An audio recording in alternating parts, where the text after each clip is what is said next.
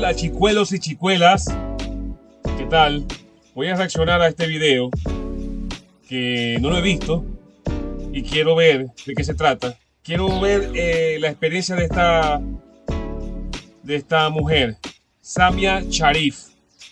Tenía 5 años cuando su padre comenzó. Vamos a ver lo completo.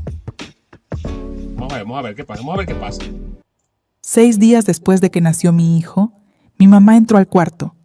Yo pensé que venía a ayudarme, pero me arrancó a Amir de los brazos y me miró. Eres un tumor maligno. Ya empezamos mal ya.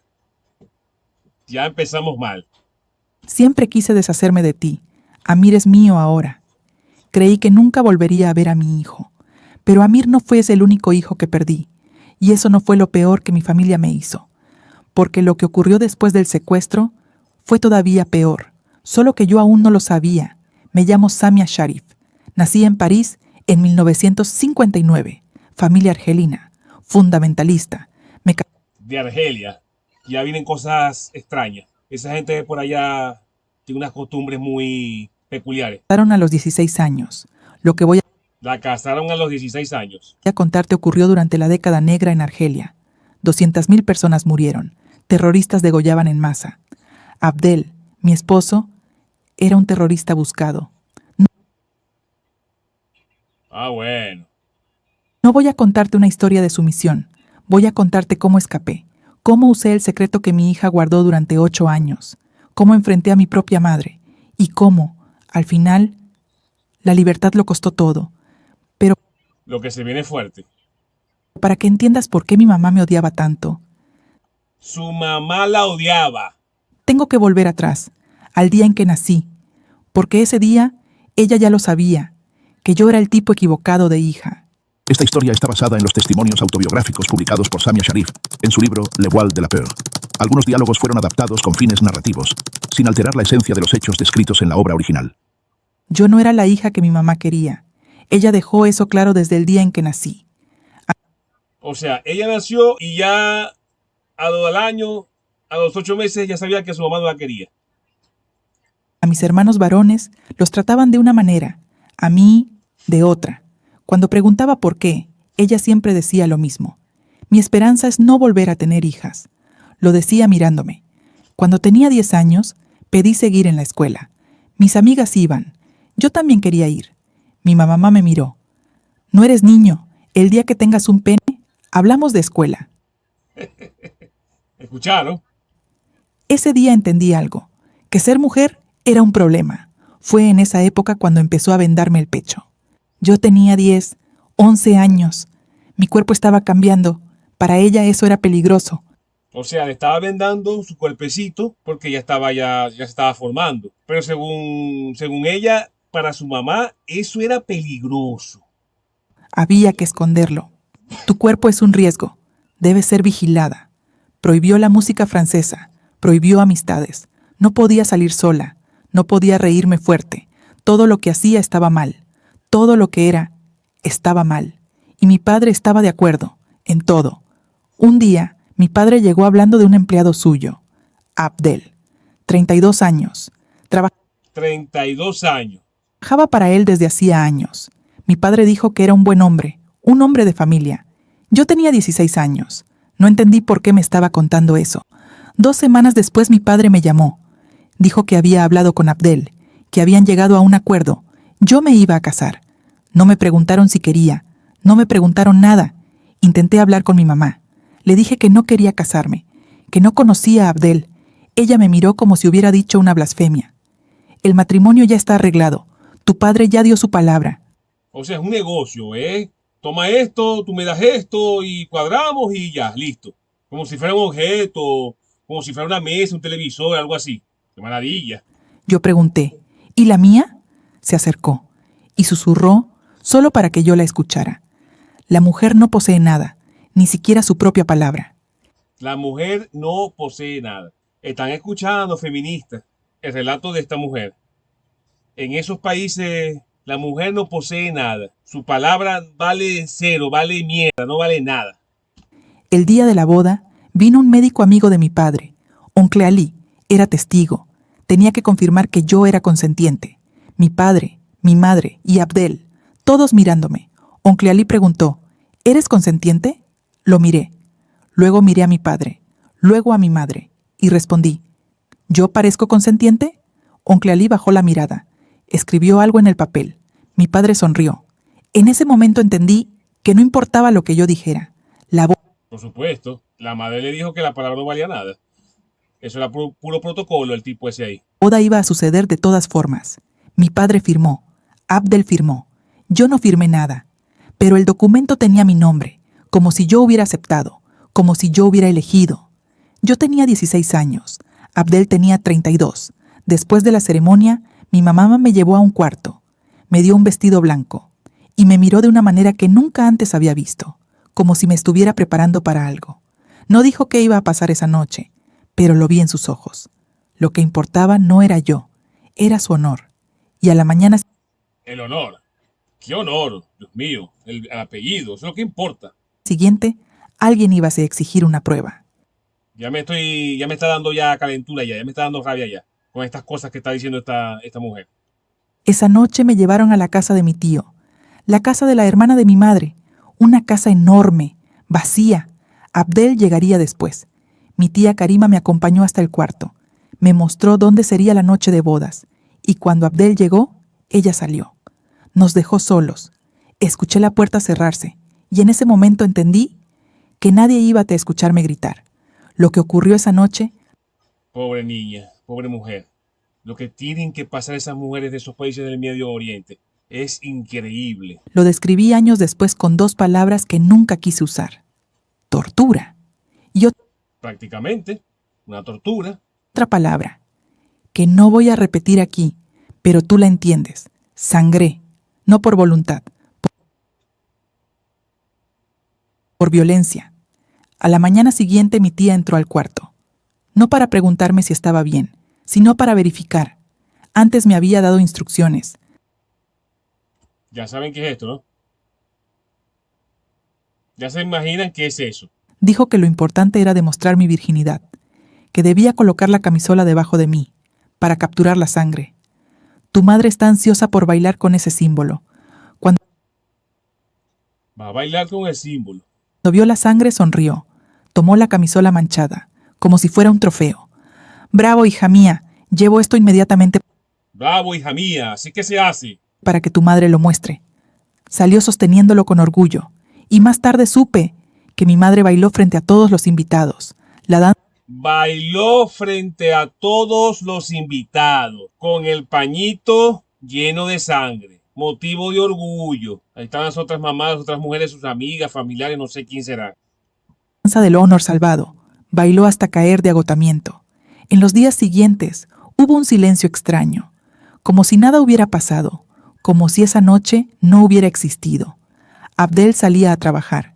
Yo me quedaba sola, y por unos días pensé que tal vez había sido solo la primera noche, que quizá ahora sería diferente. Estaba equivocada. Unos días después intenté hablar con mi madre. Le conté lo que Abdel me había hecho, cómo me había lastimado. Ella me miró y dijo, los golpes de un marido nunca mataron a una mujer. Los golpes de un marido, según la mamá de ella, según las creencias de esas personas de allá del Medio Oriente, los golpes de un marido nunca han matado a una mujer. Pregunté, ¿y si me mata? Ella respondió, entre esposos nadie interviene. Ese día entendí. No, pero es que yo a veces pienso que esto será verdad. Tantas cosas que dicen de allá, eso será verdad. Que mi madre no iba a protegerme, que nunca iba a protegerme, porque para ella yo no era hija, era propiedad. O sea, un gato, una oveja. Para esas mujeres, las hijas hembras, son ovejas, gallinas, vacas, algo así, porque se negocia, le sacas la leche, la vendes, sacas queso, un negocio. Y la propiedad no se queja. Las semanas siguientes fueron peores. Abdel me llevó a su casa, lejos de mi familia, en una parte de Argelia que yo no conocía. No podía salir sola. No conocía. Y por supuesto, el hombre adelante y la mujer atrás. Siempre la mujer atrás como nunca va a ir al costado del hombre. En esos países del Medio Oriente, por lo general es así. A nadie. No tenía a dónde ir. Él controlaba todo, el dinero, las salidas, las conversaciones. Si intentaba salir, lo sabía. Si intentaba llamar a alguien, lo descubría. Yo era prisionera, en una casa, en un país donde las mujeres no tenían voz, en un matrimonio, y nadie iba a buscarme, porque para mi familia, yo estaba exactamente donde debía estar. Los años siguientes fueron un ciclo: embarazo, nacimiento, embarazo, nacimiento. Como les estoy diciendo, una perra, una oveja, que van sacando crías, pariendo, así como está diciendo ella, es un ciclo. Lo mismo. Y el sufrimiento de ella, el tormento de ella, el dolor de ella. El primero fue un niño, Amir. Mi madre me lo arrancó cuando tenía 6 días. Me llamó tumor maligno y se llevó a mi hijo. Cuando tenía 6 días se lo quitó. Y la llamó tumor maligno. Después de él solo nacieron niñas, Nora, Melissa, 2 hijas que Abdel despreciaba, porque quería hijos varones. Lo mismo que el padre de ella y la mamá de ella. Y el único que tuve, mi madre lo había robado. Me culpaba, como si fuera mi culpa haber perdido a Amir, como si fuera mi culpa tener solo hijas, como si yo tuviera control sobre algo. Fue entonces cuando empecé a notar pequeñas cosas, detalles, señales, algo fuera de lugar, pero estaba ocupada sobreviviendo, cuidando de 2 niñas pequeñas, resistiendo a Tía Abdel. Años después descubriría que esas pequeñas cosas no eran pequeñas, que debía haber prestado atención, porque algo estaba ocurriendo, algo que lo cambiaría todo. Nora era una niña seria, diferente a ti, Melissa. Melissa reía, jugaba, hacía ruido. Nora no, era demasiado madura para su edad, fuerte, responsable. Yo pensaba que eso era bueno, pensaba que me estaba ayudando, porque yo necesitaba ayuda. Estaba ocupada sobreviviendo, resistiendo a Abdel, cuidando a Melissa. Nora era la hija que no daba problemas, la hija que entendía. Pero había noches en que escuchaba a Nora llorando, en su cuarto, sola. Yo entraba. ¿Por qué estás llorando? Ella se secaba las lágrimas rápido. Extraño Francia. Y yo le creía, porque tenía sentido, porque yo también la extrañaba. Claro, no va a extrañar Francia. Un país sin luz, sin nada. Y prácticamente vivían en una cárcel. Hubo un momento. Nora tenía 8, quizá 9 años. Abdel llegó a casa y Nora se puso tensa, como si todo su cuerpo se preparara para algo. Lo noté, pero no lo entendí. No me digan. Pensé que era miedo normal. Los niños temen a padres severos. Cuando Nora llegó a la adolescencia, algo cambió. De repente, empezó a faltar a la escuela, a escaparse, a gritarme. Es tu culpa que esté atrapada aquí. Es tu culpa que esté en Argelia. Yo me enfurecía. ¿Por qué haces esto? Siempre fuiste tan responsable. Pero ella no explicaba nada. Solo gritaba. Y se encerraba en su cuarto. Yo no veía que mientras yo sufría en manos de Abdel, mi hija también estaba sufriendo, de una forma que yo ni imaginaba. Durante 8 años, algo ocurrió dentro de mi casa, bajo mi propio techo, y yo no vi nada. No sospeché nada, porque Nora lo ocultaba, porque ella me protegía, guardaba un secreto terrible. Ojalá que no sea lo que yo estoy pensando. Porque yo, como les dije al principio, no he visto este video. Para no causarme más dolor. Y cuando finalmente lo descubrí, años después, entendí que la hija fuerte y madura que yo veía no era real, era una máscara, una niña intentando sobrevivir del único modo que sabía, en silencio. Los años pasaron y la prisión se volvió insoportable. Ya no podía más. Los golpes, las humillaciones, el control. Ya no vivía bajo el mismo techo que Abdel, pero seguía siendo su esposa ante la ley. Y en Argelia eso significaba que él aún tenía poder sobre mí. Decidí pedir el divorcio, aun sabiendo que una mujer no se divorcia fácilmente. Necesita la autorización del marido, y Abdel jamás la daría. Pero tenía que intentarlo. Fui al registro, llené los papeles. Mis manos temblaban, pero entregué la solicitud. Cuando Abdel recibió la notificación, vino a buscarme. No llegó gritando, llegó en silencio, y eso era peor. Cerró la puerta detrás de él y se acercó despacio. Vamos a ver qué le va a hacer. O qué le hizo, pues. ¿Crees que puedes dejarme? Hablaba bajo. Eres mía. Nadie va a quitarte de mí. Las niñas estaban en el cuarto, escuchando. Dijo que si insistía habría consecuencias, que podía matarme, que podía inventar una historia. Que pues, cada quien tiene sus costumbres, sus creencias, pero en lo particular, personalmente, yo creo que esas personas son unos enfermos. Él, la madre de ella, el papá de ella, el hermano de ella, el perro, el loro, el, el, el, el- el gato, los pececitos de la pecera, son unos enfermos todos. Y todos le creerían. Yo sabía que era capaz. Sabía que tenía ideas extremistas, que hablaba de sangre como purificación. Pero aún no sabía todo sobre él. Solo sabía que era peligroso. Esa noche retiré la solicitud. No porque hubiera cambiado de opinión, sino porque necesitaba seguir viva. Volví a casa, con las niñas, y traté de aceptar que quizá esa sería mi vida. Para siempre. Pero Nora no lo aceptó. Tenía 13 años ahora, y estaba diferente, más dura, más silenciosa. Un día, agotada, dije algo que nunca debí decir. Tal vez sea mejor volver con tu padre. Al menos allí teníamos un techo. Nora me miró, como si la hubiera traicionado. No, no tenemos otra opción, Nora. Ella gritó. Dije que no. Estaba temblando. Pero por supuesto, cualquiera. Yo nunca voy a volver con él. Nunca. Yo no entendía. ¿Por qué odias tanto a tu padre? Fue en ese momento que el silencio de 8 años terminó y el secreto que Nora había guardado finalmente explotó. La audiencia de divorcio estaba programada. 7 de octubre de 1994, 10 de la mañana. Ya lo había intentado antes. Abdel siempre se negaba, pero esta vez aceptó presentarse. No sabía por qué. Cuando llegamos, Abdel ya estaba allí. Nos miró con odio, intentando intimidarnos. Nora mantuvo los ojos bajos. Melissa se aferró a mi brazo, y yo intentaba contener la rabia y el asco que él me provocaba. Entramos a la sala. Mire cómo está vestida. Ella, las niñas, solamente se le ven las manos y las caras. Solamente las manos y la cara.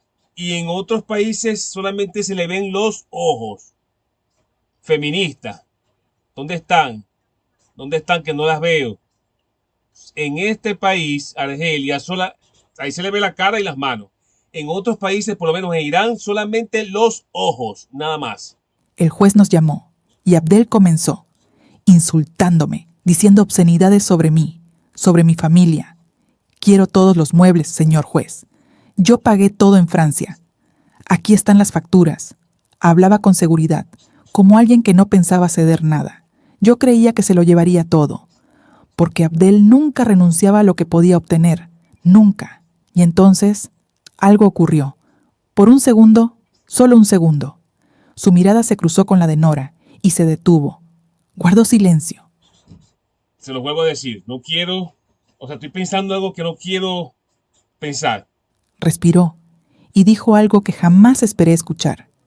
Discúlpeme, señor juez. He cambiado de opinión. Solo quiero quedarme con mi coche. Le dejo el resto a ella. Hizo una pausa. Incluso las niñas. Me quedé paralizada. No entendía ese comportamiento. No era propio de él retroceder. ¿Qué significaba ese cambio repentino? Después de ese cruce de miradas, ¿temía algo? ¿O era culpa? En el fondo, yo lo sabía. Abdel no tenía conciencia. Había otra razón, pero solo la entendería años después. Los papeles fueron firmados. La audiencia terminó. Yo estaba oficialmente divorciada. Por primera vez, respiré. Abdel salió de la sala, y cuando ya estaba lejos, se volvió. Pasó la mano por el cuello, como si degollara a alguien, una amenaza silenciosa. Pero en ese momento, mi felicidad era más grande que el miedo. Me imagino el desahogo, me imagino el peso que se sacó esa mujer cuando el esposo firmó el divorcio. Tantos años de sufrimiento, tantos años de agonía, tantos años de maltrato. Solamente me imagino, no me lo puedo imaginar. El desahogo, por lo menos el suspirito que recibió esa mujer cuando el esposo firmó su divorcio. Yo estaba libre. El divorcio estaba en curso. Yo aún me sentía frágil, pero, al mismo tiempo, extrañamente ligera. Fue entonces cuando estaba haciendo compras con las niñas. Un joven militar nos abordó en la calle. Preguntó si éramos de allí. Le dije que no, que venía de Francia. Nos advirtió que evitáramos una calle cercana. Dijo que habían ocurrido secuestros allí. Nora y Melissa se rieron. Había confundido a mis hijas con mis hermanas. Se puso un poco nervioso. Dijo que yo parecía demasiado joven para tener hijas de esa edad. Yo no estaba acostumbrada a la amabilidad. Me invitó a tomar un café. Rechacé de inmediato. Me imagino la reacción de ella, porque el militar está un poco suelto. Mi familia vivía cerca, y las noticias corrían rápido. Entonces hizo algo simple. Dijo que me dejaría su número, que yo podría llamar si quería, así nadie lo sabría. Nora hizo un pequeño gesto con la cabeza, como diciendo, acéptalo. Yo acepté. Esa misma noche llamé, y la conversación duró hasta el amanecer. Yo hablaba, él escuchaba. Por primera vez en mi vida, sentí que alguien realmente me escuchaba. A la mañana siguiente, Nora me preguntó, Pero como amaneció, te risueña, ¿no? Pero bueno, me imagino, viviendo con un animal de eso, hablando con otro hombre. Es una experiencia distinta, que no la conocía. si me gustaba. No respondí directamente, pero ella sonrió y dijo que parecía simpático. Nos vimos otras veces, siempre con las niñas presentes, en lugares discretos, una playa militar, lejos de la ciudad. Pero en un país tan pequeño como ese, los secretos no duran mucho. Alguien nos vio y se lo contó a mi padre. Muy poquito le duró la felicidad. Yo aún no lo sabía, pero mi familia ya estaba planeando algo. Algunos días después, mi hermano apareció en mi puerta. Dijo que mi padre había regresado antes de sus vacaciones, que quería verme. Intenté ir sola, pero mi hermano insistió. El hermano también se va a meter. No les dije que el hermano, el abuelo, la abuela, el tío, la mamá, el papá, el que era marido, todos son unos desquiciados, unos enfermos. Tenía que ir con las niñas, las tres. Algo no estaba bien.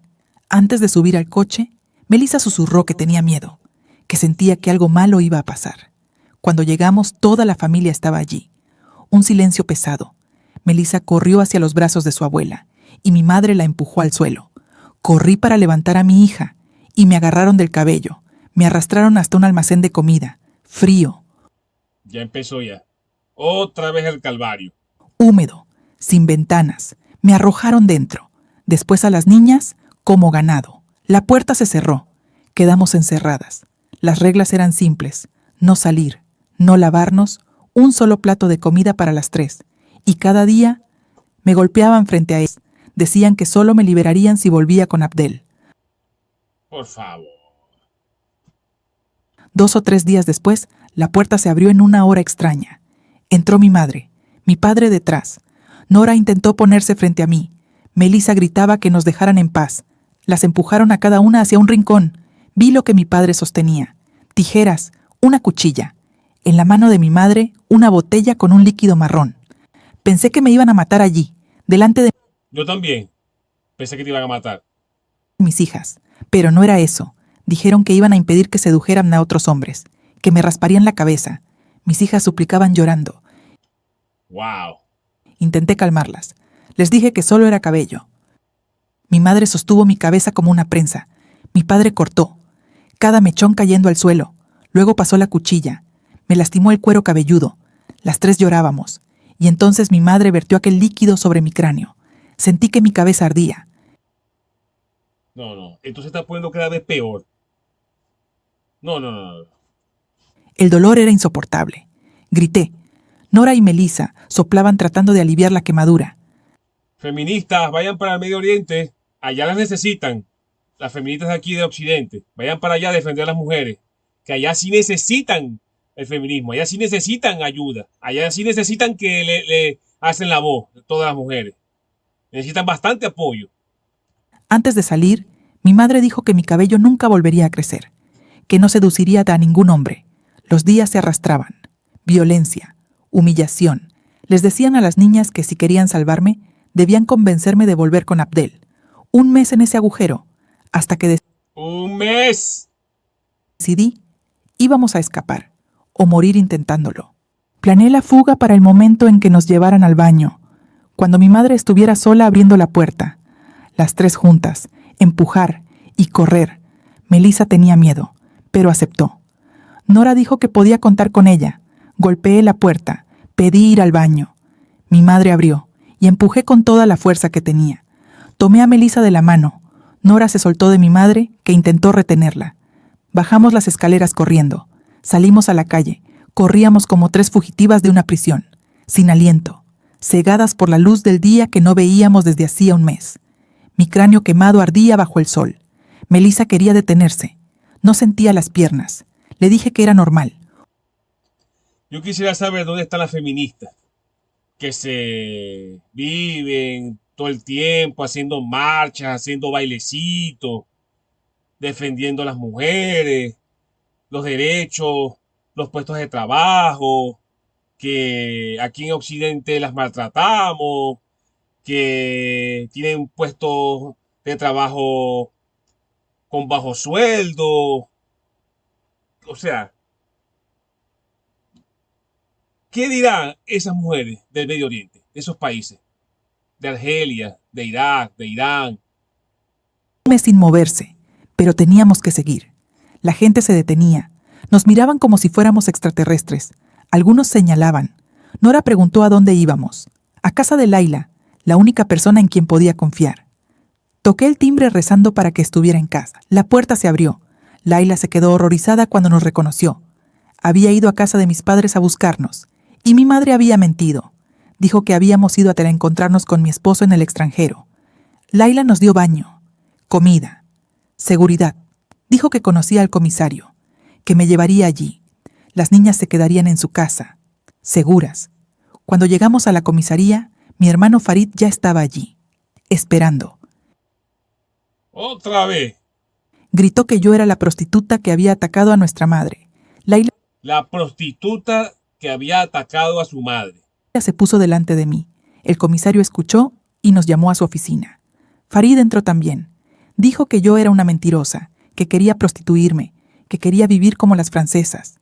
El comisario le ordenó salir. Quería escucharme primero. Farid me miró. El comisario buscaba una pluma. Estaba distraído. Farid sonrió y pasó la mano lentamente por su cuello, como si tuviera una cuchilla, degollando. Salió satisfecho. El comisario no vio nada. Yo lo conté todo. Cada detalle. Examinó mi cráneo ¿No vio nada o se hizo el loco? rapado, quemado. Dijo que me ayudaría, que intercedería con mi padre para recuperar mi casa, que necesitaba un techo, seguridad. Él Así las dejan. Por supuesto, esto es hecho con inteligencia artificial, pero así las dejan. Quemadas, le quitan el cabello. Vayan allá, feministas. ¿Dónde están las feministas que defienden a estas mujeres? Que no se van para allá, para el Medio Oriente. A estos países así. Se quejan. Las feministas aquí en Latinoamérica no les cortan el cabello así. No las obligan a casarse con ningún hombre. No las obligan a estar pariendo 4, 5 y 6 niños. ¿Ah? No las encierran en un sótano. ¿Ah? Estudian, trabajan, bailan, toman, hacen lo que les da la gana. Y se quejan. ¿Ah? Y se quejan. tendría a Farid mientras yo escapaba con Laila. Cuando estuviera a salvo, llamaría. Entonces soltaría a mi hermano. Eso fue lo que hicimos. Salimos corriendo. Llamé al comisario e imaginé la furia de Farid cuando vio que yo había desaparecido. Creí que había escapado de lo peor, pero lo peor aún estaba guardado. Lo peor aún estaba guardado. Todavía tengo algo aquí que no sé si será cierto lo que estoy pensando. Lo que hizo el padre con la hija de ella, con su propia hija. No sé si, ojalá que no. En silencio, durante años. Y finalmente, el 7 de octubre de 1994, el divorcio se hizo oficial. Después del divorcio oficial, me dijo que ya nada nos impedía casarnos. Y entendí algo importante. Sería la primera vez en mi vida que yo elegiría. Nos casamos religiosamente el viernes siguiente. Fue sencillo, pero fue la primera vez que me sentí respetada. La primera vez. Esa noche comprendí la diferencia entre miedo y amor. Hussein era diferente. Acompañaba a Nora a la escuela, la recogía cuando podía, y vi algo que nunca había visto antes. Nora confiaba en él. Poco tiempo después quedé embarazada. De gemelos, 2 niños. Hussein estaba orgulloso, y por primera vez pensé, tal vez mi vida podía ser diferente. Pasaron los años. Habíamos recuperado la casa. Hussein nos protegía. Yo estaba embarazada otra vez. Creía que la vida empezaba de nuevo, Pero esas mujeres son una máquina de tener hijos. pero Nora estaba diferente. Adolescente ahora, faltaba a clases, se escapaba de la escuela. Un día, Hussein fue a recogerla, y ella no estaba. La encontró en la calle con amigas, la trajo a casa. Yo exploté. Le pregunté por qué hacía eso, por qué lo arriesgaba todo. Nora gritó, dijo que necesitaba libertad, que se sentía sola, que yo no entendía, que era mi culpa estar atrapada en Argelia. Perdí el control, y sin pensar dije lo peor que podía decir, que tal vez su padre era más adecuado, que él le daría la libertad que tanto quería, que Wow, fuerte. lo buscaría. Nora me miró, como si la hubiera traicionado, y Claro. Después de todo lo que vivió con ese animal. explotó. Dijo que si la enviaba de vuelta, haría algo irreversible. No entendía. Le pregunté de qué hablaba. Estaba temblando, llorando. Dijo que no soportaba más lo que él le había hecho durante años. Aún no entendía. Le dije que él me había hecho eso a mí, no a ella. Fue entonces cuando gritó, que no había sido solo conmigo. El mundo se detuvo, y Nora la habló. Contó algo que ocurrió bajo mi techo durante 8 años, desde que tenía 5. Abdel hacía cosas que un padre jamás debería hacer. Atentos, chicuelos y chicuelas. ¿Qué es lo que va a decir la niña? De noche, cuando yo dormía, cuando él me enviaba afuera, durante 8 años. Tenía 13 cuando terminó. Le pregunté por qué nunca me lo contó. Dijo que él amenazaba con matarme, que decía que era normal, que las niñas buenas hacen eso, que así demostraba que merecía su amor. Me derrumbé. Mi hija soportó ese horror durante 8 años. Yo quisiera saber por qué nadie defiende los derechos de estas mujeres. Nadie defiende los derechos de estas mujeres. Bajo mi propio techo, y yo no vi nada. Estaba tan concentrada en mi dolor que no vi el suyo. Durante 8 años ella me protegió. Guardó el secreto sola. ¿Pero quién la protegió a ella? Nadie. La abracé y lloramos juntas. Por mucho tiempo. Entonces me contó algo más. Sobre el divorcio. Sobre ese día en el tribunal que yo nunca entendí. Me dijo que antes de la audiencia lo llamó. Tenía 13 años. Y le dijo que si no aceptaba el divorcio, ella lo contaría todo, que expondría lo que él había hecho. Mi hija negoció con su propio abusador, usó su trauma como arma para Su propio padre, su abusador, durante 8 años. Un animal. salvarme, y aquella mirada en el tribunal no fue casualidad, fue un recordatorio, una amenaza silenciosa, y Abdel entendió. Nora logró lo que nadie más logró, lo detuvo, y guardó todo eso sola, durante años. En ese momento entendí que mi hija era más fuerte que yo, que sobrevivió al infierno, y me salvó, mientras yo no supe protegerla. Después de la revelación, Que era difícil. Tampoco es que ella podía hacer mucho. todo cambió. Sabía que no podíamos quedarnos. Hussein estuvo de acuerdo, pero él no podía venir. Hussein era militar, de alto rango. Desertar era traición, pena de muerte, y aunque lo arriesgara, él ya había elegido, su país por encima de todo, incluso por encima de nosotros. Su decisión Esos tipos son muy patriotas. era inquebrantable. Él se quedaría. Yo huiría con los niños. Tomó años conseguir los documentos. Un hombre vendía pasaportes falsos. Costó todo lo que teníamos. Entrené a los niños como si fuera un juego. Nuevos nombres, nueva historia. Nora ya era adulta. Ella la entendía. 30 de julio del año 2000. Aeropuerto de Argel. Estaba aterrorizada. Si nos descubrían, era el fin. Primer control. Entregué los pasaportes. El agente los tomó.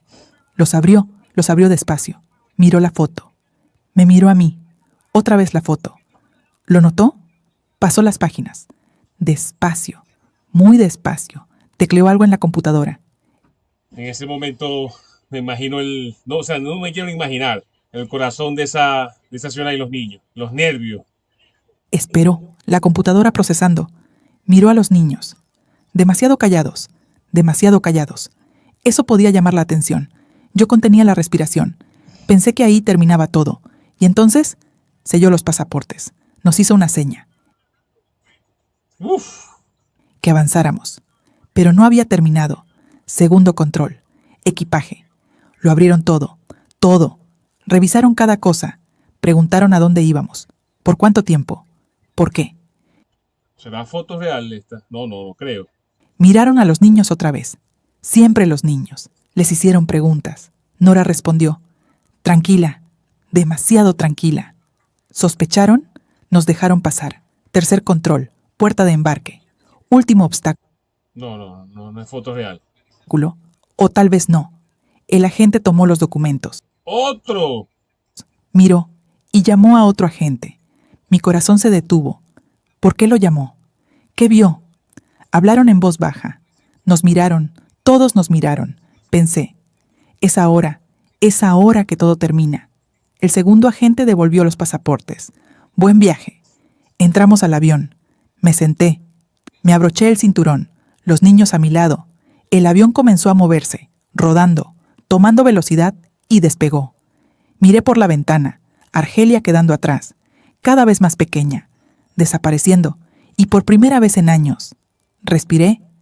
Parece una película de suspenso. Como les comenté al principio del video, no lo había visto. Y de verdad que es una historia bastante impactante. Hussein se quedó en Argelia. Me salvó quedándose atrás. No sé si volveré a verlo, pero sé algo. Lo que conquisté lo costó todo. Costó a Amir, costó 8 años de Nora, costó a Hussein. Pero esa noche, mis hijas durmieron sin miedo. Bueno, señoras y señores, chicuelas y chicuelos, es fuerte, es bastante fuerte. Bastante fuerte este video. Y como les dije, no sé dónde están las feministas o las organizaciones que se encargan de los derechos de la mujer. Porque estas mujeres en verdad necesitan bastante ayuda, bastante, de verdad. Chicuelos y chicuelas, síganme, denle like, suscríbanse. Y así me ayudan a que el canal suba. Se les quiere.